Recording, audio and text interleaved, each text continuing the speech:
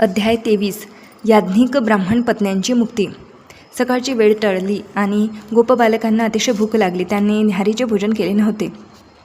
ते क्षुधार्थ बालके सरळ श्रीकृष्ण बलरामांकडे जाऊन आणि त्यांना म्हणाली, प्रिय श्यामसुंदर बलराम, तुम्ही दोघे फारच बलवान आहात. तुम्ही खरेच कितीही असुरांना ठार मारू शकता. असो, आज आम्ही भुकेने व्याकुळ झालो आहोत. भुकेमुळे आमचे मन कशावरही लागत नाही. कृपया भूक भागविण्यासाठी काहीतरी व्यवस्था करा. आपल्या मित्रांची विनंती ऐकून श्रीकृष्ण बलरामांनी जवळच यज्ञ संपन्न करणाऱ्या ब्राह्मणांच्या विशिष्ट पत्न्यांवर कृपा करण्याची योजना केली. त्या याज्ञिक ब्राह्मणांच्या पत्न्या भगवंतांच्या थोरत भक्त होत्या. त्यांनी श्रीकृष्णांनी त्या निमित्ताने त्यांच्यावर कृपा करण्याची संधी घेतली आणि ते म्हणाले, प्रिय मित्रांनो, जवळच याज्ञिक ब्राह्मणांची निवासस्थाने आहे. तुम्ही तेथे जा. ते स्वर्गप्राप्तीची कामना धरून अंगिरस नावाचा यज्ञ करीत आहे. कृपया तुम्ही सगळे जण त्यांच्याकडे जा. नंतर श्रीकृष्णाने त्यांना सावध केले, हे ब्राह्मण वैष्णव नाहीत. ते कृष्ण बलराम अशी आमची दिव्य नामे देखील उच्चारू शकत नाही. ते वेदमंत्राचे उच्चारण करण्यात मग्न आहे. अर्थात वैदिक ज्ञानाचा उद्देश माझा शोध करणे हाच आहे, परंतु अध्यात्मात ते तितके प्रगत नाही. त्यांना श्रीकृष्ण बलराम नामाचे आकर्षण असल्यामुळे माझ्या नावाने त्यांच्याकडे कशाची याचना करणे योग्य नाही. तुम्ही बलरामांच्या नावाने काही दान मागितले तर बरे होईल. सामान्यपणे दान हे श्रेष्ठ ब्राह्मणाला द्यावयाचे असते, परंतु श्रीकृष्ण बलराम हे ब्राह्मण परिवारातील नव्हते. बलरामांना वसुदेवाचे पुत्र म्हणून क्षत्रिय समजले जात होते आणि श्रीकृष्णांना वृंदावनात वैश्य कुळातील नंद महाराजांचे पुत्र म्हणून ओळखले जात होते. दोघेही ब्राह्मण कुळातील नव्हते. म्हणून श्रीकृष्णाने विचार केला की यज्ञात संलग्न असलेल्या या ब्राह्मणांना क्षत्रियाला आणि वैश्याला दान देण्यास प्रेरित करणे कदाचित शक्य होणार नाही. परंतु जर तुम्ही बलरामांचे नाव सांगाल तर कदाचित ते क्षत्रियाला दान देण्याचे मान्य करतीलही. पण मी तर एक वैश्य आहे. पूर्ण पुरुषोत्तम भगवंतांची आज्ञा मिळता सर्व गोपपालके त्या यज्ञिक ब्राह्मणांकडे गेली आणि काही दान मागू लागली. त्यांच्याकडे जाऊन त्यांनी हात जोडून त्यांना साष्टांग दंडवत प्रणाम केला. ती बालके त्यांना म्हणाली, भूदेव हो, आमची विनंती ऐका. आम्हाला श्रीकृष्ण बलरामांनी आज्ञा करून इकडे पाठविले आहे. तुम्ही त्या दोघांनाही चांगले ओळखता असे आम्हाला वाटते. आम्ही तुमचे सद्भाग्य चिंतितो. कृष्ण आणि बलराम येथे जवळपास गायी चारतात आणि आम्ही त्यांच्यासोबतच आहोत. तुम्ही ब्राह्मण आहात, सर्व धार्मिक तत्वांचे जाणकार आहात. तुम्हाला काही दान द्यावेसे वाटत असेल तर आम्हाला काही खाण्यासाठी द्या. आम्ही सर्वजण कृष्ण बलरामांसोबत भोजन करू. तुम्ही मानव समाजातील सन्माननीय ब्राह्मण आहात आणि तुम्हाला धर्मकर्म प्रक्रियांच्या सर्व तत्वांचे ज्ञान आहेच.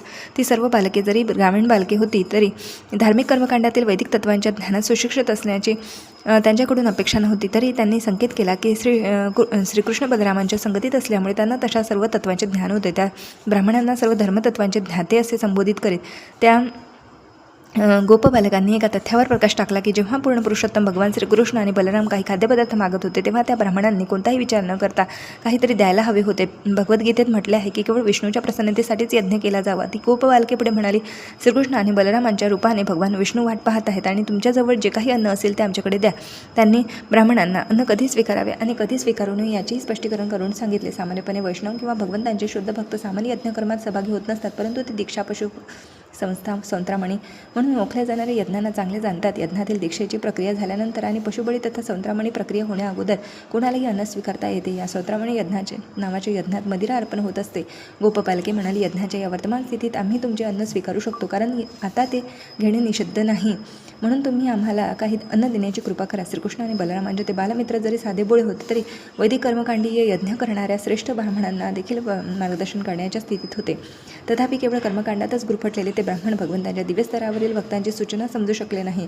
परम भगवंत श्रीकृष्ण आणि बलराम यांच्या आपल्याकडे याचना करीत आहेत याचीही त्यांच्या हृदयात जाणीव होऊ शकली नाही. श्रीकृष्ण आणि बलरामांच्या बाजूने त्यांनी सगळे तर्क ऐकले तरीही त्यांची खंत न बाळगता ते गोपपालकांशी काहीही बोलले नाहीत.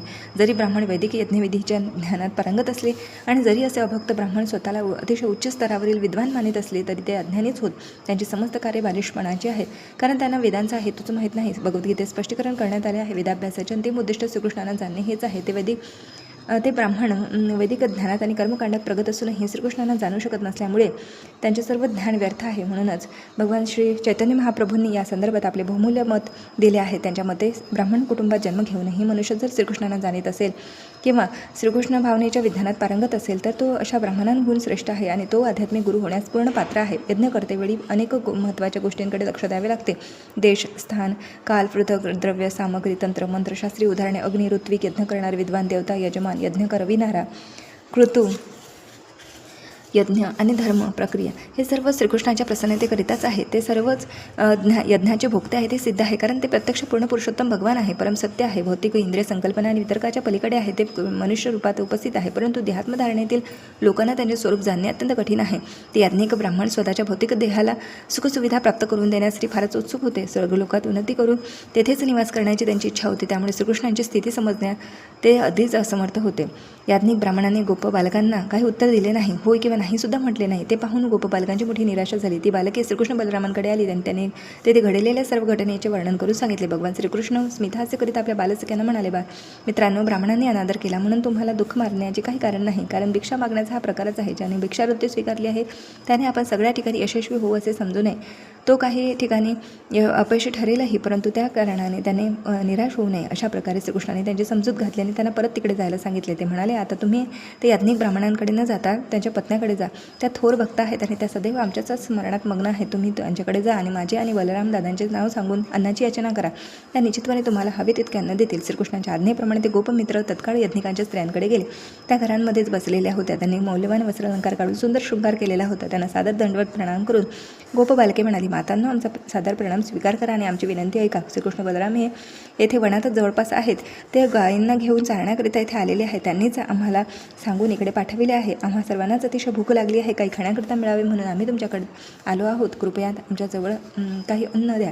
म्हणजे श्रीकृष्ण बलराम भोजन करतात आले. त्यांच्या समवेत आम्ही आमची भूक भागवू. गोपबालकांची विनंती ऐकताच ब्राह्मणांच्या स्त्रियांना श्रीकृष्ण बलरामांची अतिशय ओढ लागली. असे उद्दीपन स्वाभाविक होते. त्यांना श्रीकृष्ण आणि बलरामांची थोरवी सांगावी लागली नाही. त्यांची नावे ऐकताच त्या त्यांच्या भेटीसाठी आतुर झाल्या. श्रीकृष्णांचे अखंड ध्यान करून परमार्थात प्रगत झालेल्या त्या सरश्रेष्ठ योग समाधीच्या अवस्थेत होत्या. तेथे यज्ञ होत असल्याने तसेच अनेक प्रकारचे उत्तम अन्नपदार्थ होते. त्यांनी तत्क्षणी उत्तमोत्तम स्वादिष्ट व्यंजनांची पात्रे भरून घेतली आणि आपल्या परमप्रिय व्यक्तिमत्वाला श्रीकृष्णांना भेटण्यासाठी निघाल्या. नद्यांनी समुद्राच्या भेटीसाठी धावत निघावे तशा त्या धावतच श्रीकृष्णाकडे निघाल्या. दीर्घ काळापासून त्या याज्ञिकांच्या पत्न्या श्रीकृष्णाच्या दर्शनासाठी आतुर झाल्या होत्या. तथापि श्रीकृष्णांना पाहण्यासाठी जेव्हा त्या घरातून बाहेर पडू लागल्या तेव्हा त्यांच्या पतींनी, वडिलांनी, मुलांनी, नातेवाईकांनी त्यांना विरोध केला, परंतु त्यांनी कुणाचेही ऐकले नाही. श्रीकृष्णाच्या आकर्षणाने त्यांच्याकडे निघालेला मनुष्य कोणत्याही शरीरसंबंधी बंधनाची खंत करीत नसतो. त्या ब्राह्मण स्त्रियांनी वृंदावनात प्रवेश केला आणि त्या हिरवीगार वृक्षावली, फुले, द्राक्षलतांनी भरलेल्या यमुना तीरावर आल्या. तिथे श्रीकृष्ण आणि बलराम आपल्या जिवलग सवंगड्यांसोबत या गायी चारीत असल्याचे त्यांनी पाहिले. श्रीकृष्णांची अंगकांती आकर्षक सावळ्या रंगाची होती. त्यांनी सुवर्णासारखी चकाकणारी वर्णाची वस्त्रे परिधान केली. त्यांच्या गळ्यात सुंदर फुलांचा हार आणि माथ्यावर मयूरपंख शोभत होते. वृंदावनात सापडणाऱ्या विविधरंगी खनिजांनी आपल्या शरीरावर सुंदर चित्रे काढलेली होती. ते रंगभूमीवर नतकासारखे शोभत होते. त्यांनी एक हात आपल्या सख्यांच्या खांद्यावर ठेवला होता आणि दुसऱ्या हातात कमळफूल धरले होते. त्यांनी कानांवर निळ्या रंगाची फुले खोवली होती. माथ्यावर कस्तुरीचा तिलक होता. त्यांच्या मुखावर मनमोहक असे मधुर स्मित झळकत होते. त्या ब्राह्मणांच्या स्त्रियांनी पूर्ण पुरुषोत्तम भगवान कृष्णाविषयी बरेच श्रवण केले होते. ते त्यांना अतिशय प्रिय होते आणि त्यांची मने सदैव त्यांच्याच चिंतनात लागलेली होती. आता त्या आपल्या नेत्रांनी प्रत्यक्षात श्रीकृष्णांचे दर्शन करीत होत्या. त्यांना समोरासमोर पाहत होत्या. श्रीकृष्णांनी तेव्हा त्यांच्या नेत्रातून त्यांच्या हृदयांतरी प्रवेश केला. त्या आपल्या अंतःकरणातून हृदय भरेपर्यंत त्यांना आलिंगन करू लागल्या आणि तेव्हा त्यांचे विरह दुःख तत्काळ नष्ट झाले. ज्ञानोन्नती करून भगवंतांच्या अस्तित्वात विलीन होणाऱ्या थोर मुनिश्रेष्ठांसारखी त्यांची अवस्था झाली होती. अखिलांच्या हृदयात निवास करणारे परमात्मा असणाऱ्या भगवान श्रीकृष्णांनी त्यांचा मनोभाव जाणला. त्या पिता, पती, बंधू, नातेवाईकांच्या विरोधाची चिंता न करता सगळी गृहकर्तव्य सोडून आपला जीव की प्राण असलेल्या प्रभूचे दर्शन करण्याकरिता तिथे आलेल्या होत्या. सर्व धार्मिक कर्तव्य कर्मांचा त्याग करून मला शरण या भगवद्गीतेतील श्रीकृष्णाच्या उपदेशाचे त्याने पालन केले होते. तिचे आकर्षक स्मितहास्य करीत श्रीकृष्ण त्यांच्याशी वार्तालाप करू लागले. श्रीकृष्ण यज्ञपत्न्यांच्या हृदयात प्रविष्ट झाले आणि त्या स्त्रियांनी श्रीकृष्णांना हृदयातच आलिंगन देऊन त्यांच्याशी एकरूप होण्याच्या दिव्यानंदाची अनुभूती घेतली. तथापि या संदर्भाने हे लक्षात घेणे आवश्यक आहे की या कृतीमध्ये श्रीकृष्णाच्या आणि यज्ञपत्न्यांचेही स्वतंत्र अस्तित्व मुळीच नष्ट झाले नाही, अथवा ते याज्ञिक ब्राह्मणांच्या स्त्रियांचेही स्वतंत्र अस्तित्व नष्ट झाले नाही. भगवंतांचे आणि स्त्रियांचे स्वतंत्र अस्तित्व अबाधितच राहिले. तरीही त्यांना भगवंतांशी एकरूप झाल्याचा अनुभव आला. एक प्रेमी अंधाशून्य होऊन प्रेम विषयाला पूर्णत्वाने समर्पित होतो ते एकत्व होय. भगवान श्री चैतन्य महाप्रभूंनी शिक्षाष्टकात या एकत्वाच्या अनुभवाचे उदाहरण प्रस्तुत केले आहे. ते म्हणतात, श्रीकृष्ण कसेही वागण्यास स्वतंत्र आहेत, परंतु भक्ताने त्यांच्या इच्छांशी नेहमी एकरूप असावे, अर्थात त्यांच्या इच्छांना पूर्ण समर्पित असावे. हाच श्रीकृष्णांसोबत एकत्वाचा भाव त्या याज्ञिकांच्या स्त्रियांनी श्रीकृष्णांच्या प्रेमात प्रदर्शित केला होता. श्रीकृष्णांनी तेथे आलेल्या त्या याज्ञिकांच्या पत्न्यांचे स्वागत केले. ते म्हणाले, हे ब्राह्मण स्त्रियांनो, खरोखरच तुम्ही भाग्यवान आहात. तुमचे येथे स्वागत आहे.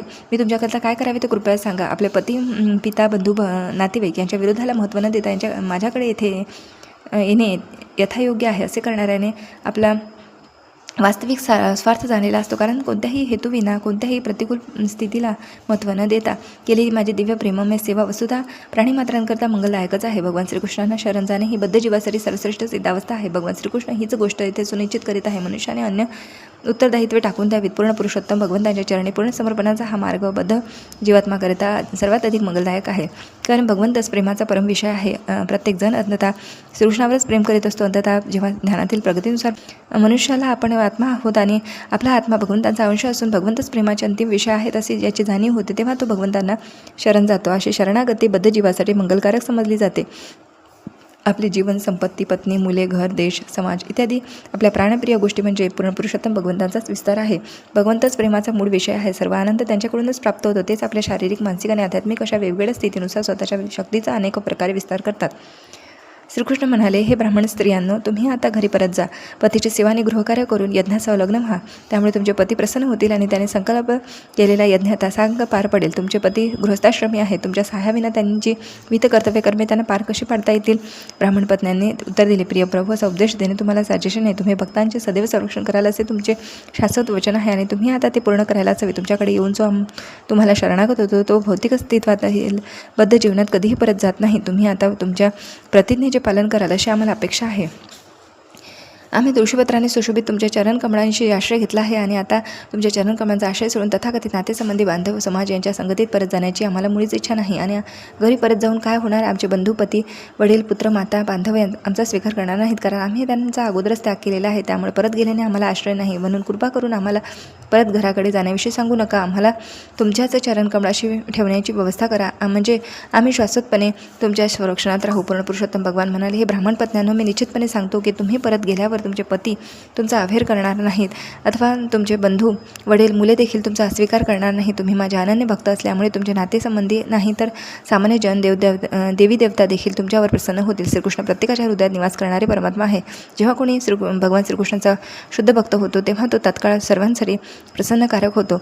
भगवान श्रीकृष्णाचा शुद्ध भक्त कोणाशीही शत्रुत्व धरीत नाही, अथवा कोणी सुज्ञ व्यक्ती भक्तांशी शत्रुत्व करीत नाही. माझ्याविषयीचे दिव्य प्रेम शरीर संबंधावर अवलंबून असत नाही. श्रीकृष्ण पुढे म्हणाले, परंतु ज्याचे मन सदैव माझ्या चिंतनात मग्न आहे तो निश्चितच माझ्या शाश्वत संगतीला त्वरित प्राप्त होतो. अशा प्रकारे भगवान श्रीकृष्णाने ते यज्ञपत्न्यांना उपदेश केल्यानंतर सर्व आपापल्या पतीकडे घरी परत गेल्या.